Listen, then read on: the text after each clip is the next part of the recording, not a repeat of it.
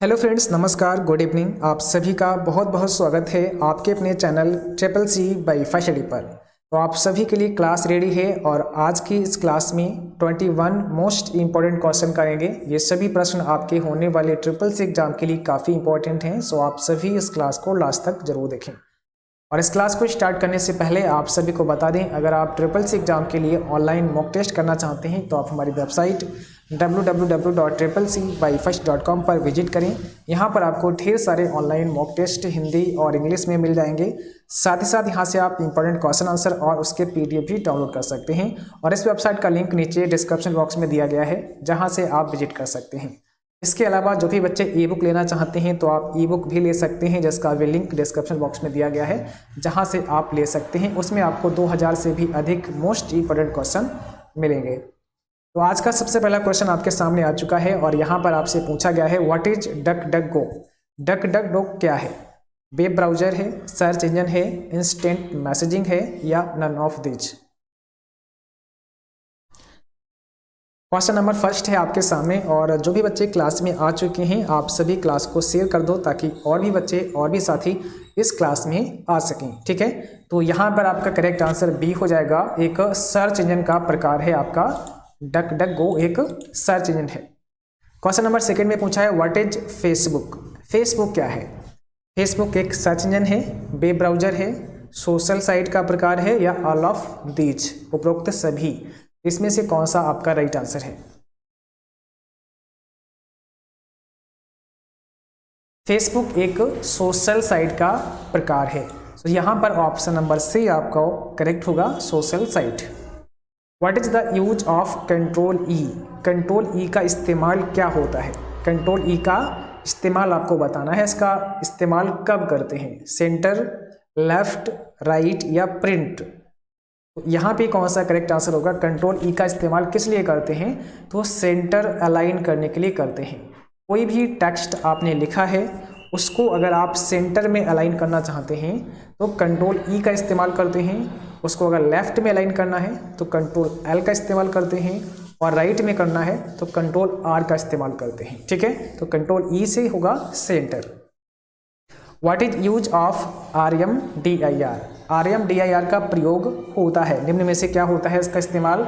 Make a directory, एक directory बनाने के लिए होता है, रिमूव एम्प्टी डायरेक्टरी या कॉपी करने के लिए होता है, या नन ऑफ दीज।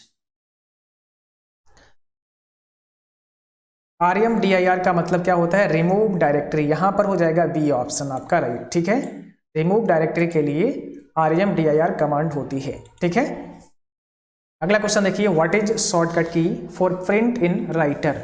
राइटर में प्रिंट की शॉर्टकट की आपको बतानी है। राइटर प्रोग्राम में प्रिंट करना है तो इसके लिए कौन सी शॉर्टकट की आप इस्तेमाल करते हैं? Control P, shift P, alt P या नन ऑफ दीज। तो प्रिंट करने के लिए आप इस्तेमाल करेंगे कंट्रोल P का, जो कि ऑप्शन नंबर पहला करेक्ट होगा, कंट्रोल P। अगला क्वेश्चन देखिए, how to start slide show in Impress. आप इम्प्रेस में स्लाइड शो कैसे स्टार्ट कर सकते हैं बताएं? कंट्रोल F6 दबा करके, शिफ्ट F5 दबा करके, F5 दबा करके या ऑल ऑफ दीज। इम्प्रेस में अगर आप स्लाइड शो स्टार्ट करना चाहते हैं तो इसके लिए क्या करना पड़ेगा? कौन सी शॉर्टकट की आपको इस्तेमाल करनी होगी?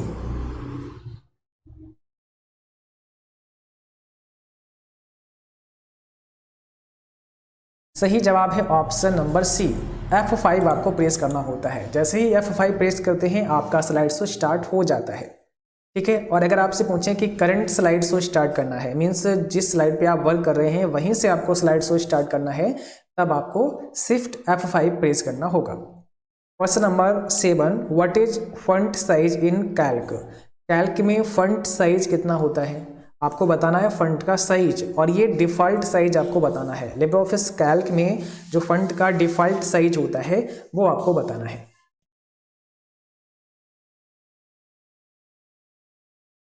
तो यहाँ पर करेक्ट आंसर ऑप्शन पहला हो जाएगा, यानी कि यहाँ पर ऑप्शन नंबर पहला 10 होता है। डिफ़ॉल्ट जो फॉन्ट साइज होता है वो 10 होता है लिब्रे ऑफिस कैल्क में। जैसा कि लिब्रे ऑफिस कैल्क आप यहाँ पर देख सकते हैं, आपके सामने ओपन है लिब्रे ऑफिस कैल्क। और यहाँ पर अगर अभी आप कुछ लिखेंगे, जैसे कि मैंने यहाँ पे टाइप किया है CCC, तो ये जो मैंने लिखा है इसका जो साइज होगा ये बाय डिफ़ॉल्ट कितना होता है, वो 10 होता है। जैसा कि यहाँ पर आप देख सकते हैं ये फॉन्ट साइज है 10, लेकिन आप इसे बढ़ा सकते हैं। और कितना बढ़ा सकते हैं ये भी क्वेश्चन आता है, तो आप इसको 96 बढ़ा सकते हैं। इस लिस्ट में 96 होता है और कम से कम 6 होता है, डिफ़ॉल्ट 10 होता है। ये बहुत इंपॉर्टेंट है, इसको ध्यान रखना है, ठीक है। डिफ़ॉल्ट 10 होता है। क्वेश्चन नंबर नेक्स्ट में आपको बताना है, और यहाँ पे पूछा है how many digit in UPI pin. UPI pin में कितने डिजिट होते हैं? 4 से 6 डिजिट होते हैं, 6 से 8 होते हैं, 8 से 10 होते हैं, या फिर 4 से 8 होते हैं। इसमें बताइए कौन सा राइट आंसर है। यूपीआई पिन में कितने डिजिट होते हैं? तो करेक्ट आंसर यहाँ पे होगा 4 से 6 डिजिट होते हैं। राइट आंसर ऑप्शन पहला करेक्ट है यहाँ पे। क्वेश्चन नंबर अगला, how to select entire worksheet in Libre Office Calc. Libre Office Calc में संपूर्ण वर्कशीट को आप कैसे सेलेक्ट कर सकते हैं? पूरी वर्कशीट एक ही बार में आपको सेलेक्ट करनी है, तो आप कैसे कर सकते हैं?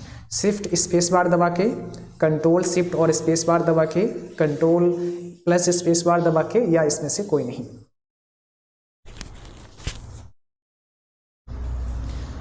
तो यहाँ पे करेक्ट आंसर होगा बी, कंट्रोल शिफ्ट और स्पेस बार दबा के आप संपूर्ण वर्कशीट को सेलेक्ट कर सकते हैं। जैसे आप देख रहे हैं लिब्रे ऑफिस कैल्क में हैं और हमें अभी संपूर्ण वर्कशीट को सेलेक्ट करना है, तो हम कंट्रोल शिफ्ट और स्पेस दबाएंगे तो आपने देखा पूरी वर्कशीट हमारी सेलेक्ट हो चुकी है, ठीक है। एक तो ये हो गया, दूसरा कंट्रोल ए दबा सकते हैं तब भी हमारी वर्कशीट सेलेक्ट हो जाएगी। तो यहाँ पे दिया था कंट्रोल शिफ्ट और स्पेस बार, जो कि संपूर्ण वर्कशीट को सेलेक्ट करने की शॉर्टकट की होती है। अगर आप शिफ्ट के साथ में स्पेस बार दबाते हैं तो केवल आपकी रो सेलेक्ट होती है। अगर आपसे कभी क्वेश्चन पूछा जाता है कि संपूर्ण रो सेलेक्ट करनी है तो क्या करेंगे? Shift space bar. बट अगर आपसे पूछें कि संपूर्ण कॉलम सेलेक्ट करना है तो कंट्रोल स्पेस बार, पूरा कॉलम सेलेक्ट हो जाएगा। और पूरा वर्कशीट कंट्रोल शिफ्ट और स्पेस बार, जिससे पूरा वर्कशीट आपका सेलेक्ट हो जाएगा, ठीक है। चलिए question number 10, how to go on next cell. अगर आप नेक्स्ट सेल में जाना चाहते हैं, यानी कि नेक्स्ट सेल पर जाना चाहते हैं, तो क्या करना पड़ेगा? शिफ्ट टैब कंट्रोल एंटर, इसमें से कौन सा राइट आंसर हो सकता है? अगली सेल में हमें जाना है, यहाँ पर हो जाएगा फिर बी, टैब बटन आपको प्रेस करना होता है। जैसे कि आप अभी मान लिया आप इस टैब में काम कर रहे हैं, ये हमारी एक सेल है ना, और हमने इस सेल में लिखा, अब हमें अगली सेल में यहाँ पे आना है जहाँ पे हमारा माउस पॉइंटर है, तो हम टैब प्रेस कर देंगे। टैब दबाया, नेक्स्ट सेल में आ गए, यहाँ पर हम कुछ भी टाइप कर सकते हैं। टैब दबाया, फिर अगली टैब में। अगली टैब में जाने के लिए, मीन्स अगली सेल में जाने के लिए आपको टैब बटन प्रेस करना होता है। इसको देखना, टैब दबाएंगे और अगर शिफ्ट टैब दबाएंगे तो आप पिछली सेल पर आएंगे। तो अगर प्रीवियस सेल पे आना है तो शिफ्ट के साथ टैब, अगली स्लेट पे जाना है तो केवल आपको टैब प्रेस करना होता है, ठीक है। What we call written work on Twitter. Twitter पर लिखित कार्य को क्या कहते हैं? पेज कहते हैं, लेसन कहते हैं, पोस्ट कहते हैं, या कंटेंट कहते हैं? ट्विटर पर जो आप लिखते हैं, लिखने के बाद में पोस्ट कर देते हैं, उसे क्या कहते हैं? तो उसे कहते हैं पोस्ट। लिखित कार्य को पोस्ट कहते हैं। ऑप्शन सी यहाँ पे करेक्ट होगा। अगला क्वेश्चन देखिए, in which year RTGS launched. RTGS किस वर्ष लॉन्च किया गया? ये हो चुका है, ठीक है। अगला क्वेश्चन आपको बताना है, व्हाट इज रिट्वीट। रिट्वीट क्या होता है? आंसर देना है आपको रिट्वीट का। रिट्वीट क्या होता है? ट्वीट करना, या किसी के ट्वीट को शेयर करना, या किसी के ट्वीट को लाइक करना, या फिर इसमें से कोई नहीं। तो जब किसी व्यक्ति ने ट्वीट किया होता है और उसी ट्वीट को आप भी शेयर कर देते हो, उसे कहते हैं रिट्वीट करना। मीन्स यहाँ पे हो जाएगा किसी के ट्वीट को शेयर करना। जैसे किसी ने ट्वीट किया है और उसी ट्वीट को आप भी शेयर कर देंगे तो उससे माना जाएगा रिट्वीट। तो यहाँ पर किसी के ट्वीट को शेयर करना ही रिट्वीट कहलाता है। What is spamming. स्पैमिंग क्या है? अनसोलिसिटेड ईमेल है, ड्राफ्ट मेल है, सेंट मेल है, या नन ऑफ दीज। बताओ स्पैमिंग क्या है? स्पैमिंग एक अनसोलिसिटेड ईमेल होता है, जो कि अवांछित मेल आप बोल सकते हैं, यानी कि ऐसा मेल जो कि आपके पास एडवर्टाइजमेंट के रूप में आता है। अवांछित मेल जिसे कहते हैं, अनसोलिसिटेड मेल होता है, तो इसे स्पैम भी कहते हैं। स्पैम, तो स्पैम क्या होता है? अनसोलिसिटेड मेल होता है, जो आपके पास बहुत सारे मेल आते रहते हैं। और एक स्पैम मेल का आपके मेल में आपने देखा होगा एक बॉक्स होता है, एक फोल्डर होता है, वहाँ पर वो सारे स्पैम मेल आपको मिलेंगे। The mail sent to someone goes to sent box, किसी को भेजा गया मेल सेंट बॉक्स में जाता है। जब आप किसी भी पर्सन को मेल भेजते हैं तो भेजा गया मेल सेंट बॉक्स में जाता है। ट्रू है कि फॉल्स? तो बिल्कुल सही है। जब आप किसी भी व्यक्ति को मेल भेजते हैं, किसी व्यक्ति को मेल करते हैं, तो जो भी मेल आपने किए होते हैं वो सभी आपके सेंट बॉक्स में चले जाते हैं। जो मेल आपको रिसीव होते हैं वो आपके इनबॉक्स में होते हैं। What is the result of quotient 5,2? Quotient 5,2 का मान आपको बताना है, इसकी वैल्यू कितनी होगी बताइए। यहाँ पे कौन सा करेक्ट आंसर होगा? कोशिएंट 5,2 का मान कितना होगा? यहाँ पर सही जवाब होगा ऑप्शन नंबर बी। ठीक है, राइट आंसर यहाँ पे बी होगा, 2 हो जाएगा इसका सही जवाब। कैसे इसको सॉल्व करना है तो इसको एक बार लिब्रियोफिस कैल्क में भी हम आपको दिखाते हैं। और जैसे ही आप यहाँ पे लिखेंगे कोशिएंट 5,2 एंटर प्रेस करना है तो आंसर आपका देखो कितना आया, 2 आ गया है। यानी कि यहाँ पर आपको करना क्या होता है, ये आंसर कैसे आता है पहले ये समझ लो।